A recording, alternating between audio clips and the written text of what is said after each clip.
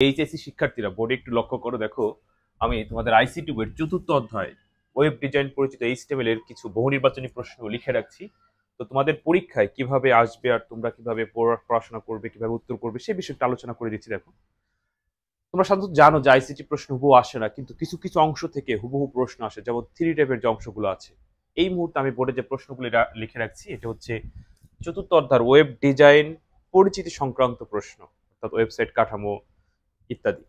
তো এই প্রশ্নগুলো সাধারণত পরীক্ষায় হুবহু আসে, মানে কখনো যদি পিছনে বিগত সালে কোনো বোর্ডে এসে থাকে, তোমাদের পরীক্ষা আবার আসতে পারে।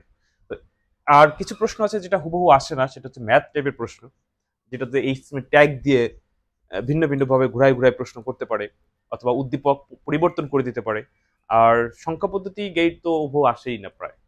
তো এই প্রশ্নগুলো কিন্তু হুবহু যেহেতু আসে, তো সেক্ষেত্রে তোমরা এগুলো কিন্তু মনে রাখতে পারো। আমি তোমাদেরকে পড়ে দিচ্ছি, দু একটা প্রশ্ন উত্তর বলে দিচ্ছি, বাকিগুলো তোমরা আমাকে কমেন্টে জানাবে। আর তোমরা চাইলে কিন্তু আমার কাছে ঘরে বসে অনলাইন আইসিটি পড়তে পারো। বিশেষ করে এই ক্লাসটি কিন্তু আমার প্রাইভেট ব্যাচের জন্যই তৈরি করতেছিলাম, রেকর্ড করতেছি। এখানে তো তোমরা 8টা দেখতে পাচ্ছ, এরকম অনেকগুলো রেকর্ড করে দেবো। কারণ বর্তমানে ফেসবুকে লাইভ ক্লাস 1 মাস পরে চলে যায়, কিন্তু তোমাদের তো এই ক্লাসগুলো আইসিটি পরীক্ষার আগ রাত পর্যন্ত প্রয়োজন। তো এই কারণে আমি এই বিশেষ গুরুত্বপূর্ণ জিনিসগুলো রেকর্ড করে আমার প্রাইভেট ব্যাচের শিক্ষার্থীদেরকে সাপোর্ট দিয়ে থাকি। তো তোমরাও চাইলে কিন্তু ভর্তি হতে পারো। শেষ মুহূর্তে যারা আইসিসি পরীক্ষার্থী আছে তাদের একেবারেই সামান্য সম্মানের বিনিময়ে সবকিছু পাবে। বিস্তারিত জানতে আমার এই নতুন হোয়াটসঅ্যাপ নাম্বার এসএমএস দিও।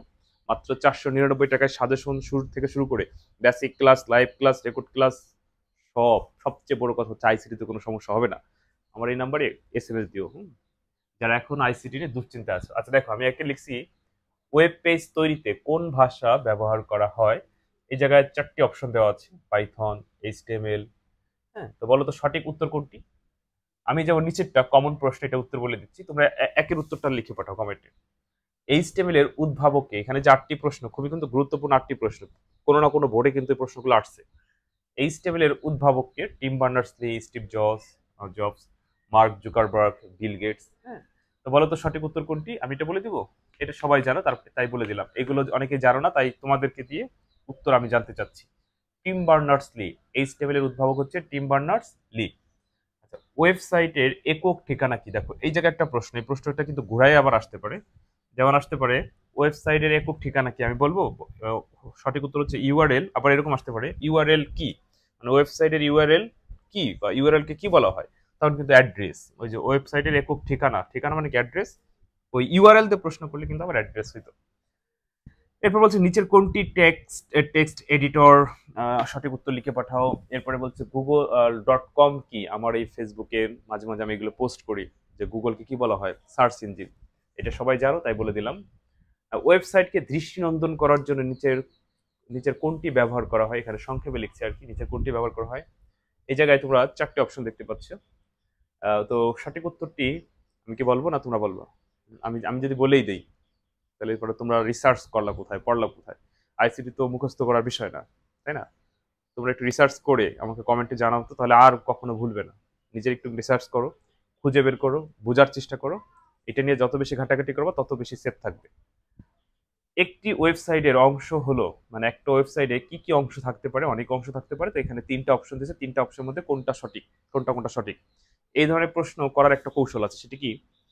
যখন এরকম বহুপতিক প্রশ্ন আসবে, তখন তোমরা সঠিকটা না খুঁজে বের করে ভুলটা খুঁজে বের করার চেষ্টা করবে। এবার তুমি বলতে পারো, স্যার কি বলে, আমরা ভুলটা খুঁজতে যাব কেন? হ্যাঁ, ভুলটা খুঁজলে একটা কৌশল হয়। কৌশলটা হলো, তুমি যখন ভুলটা খুঁজে পাবা, তো বাকি 2টা সঠিক কি সঠিক না, এইটা তোমার আর রিসার্চ করা লাগবে না। ওই ভুলটা বাদ দিলে অটোমেটিকলি অ্যান্সার পেয়ে যাব। আর যদি আমরা কোনোটাই ভুল খুঁজে না পাই, তাহলে অ্যান্সার 3টা হবে। যেমন এই জায়গায় একটি ওয়েবসাইটের অংশ হলো, একটা ওয়েবসাইটের ডকুমেন্ট কোনো অংশ না, তাহলে 3 ডকুমেন্ট হচ্ছে ভুল। তো 3 বাদ দিলে অটোমেটিকলি কিন্তু আমরা অ্যান্সার পেয়ে যাচ্ছি। যেমন এটার ভিতরে 3 বিদ্যমান, এটার ভিতরে 3 আছে, এটার ভিতরে 3 আছে, কর ভিতরে কিন্তু 3 নাই, 1 এবং 2 আছে। তারপরে সঠিক উত্তর হচ্ছে ক। আমি কি বোঝাইতে পারছি? এরপর দেখো, একটি ওয়েবসাইটের কয়টি অংশ থাকে? একটি ওয়েবসাইটের 2টি অংশ থাকে। আশা করি বুঝতে পারছো। আর যেগুলো উত্তর বলে নেই ওইগুলো আমাকে কমেন্টে জানাও। আর তোমরাও চাইলে কিন্তু আমার কাছে অনলাইনে প্র্যাকটিস করতে পারো। বিশেষ করো শেষ মুহূর্তে খুবই কাজে দিবে একদম রিভিশন ব্যাচ। আর যারা 26 সালে পরীক্ষার্থী, তাদের জন্য আলাদা ব্যাচ আছে। যে যে সালে পরীক্ষার্থী, ওনাকে আমাকে এই হোয়াটসঅ্যাপ নাম্বার এসএমএস দিও। ভালো থেকো, পরবর্তী কোনো ক্লাসে তোমাদের সাথে আবার কথা হবে। আল্লাহ হাফেজ।